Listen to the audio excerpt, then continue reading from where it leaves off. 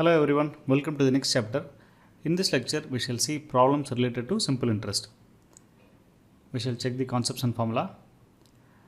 First one is principal.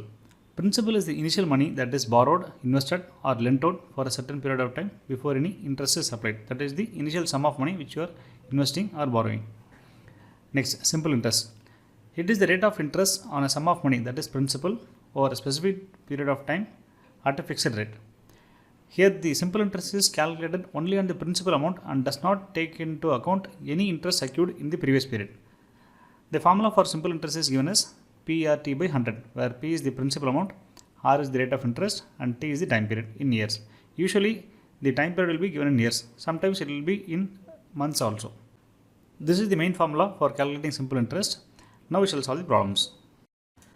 Before proceeding, I would like to mention that the sum of simple interest and principal is called amount. Amount is equal to principal plus simple interest.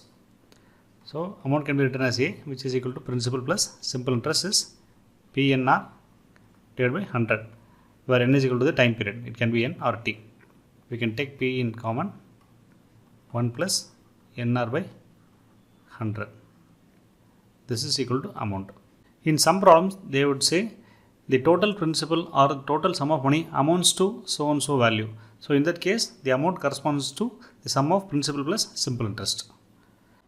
Okay, we shall solve few problems in the next lecture. Thanks for watching. I will see you in the next video.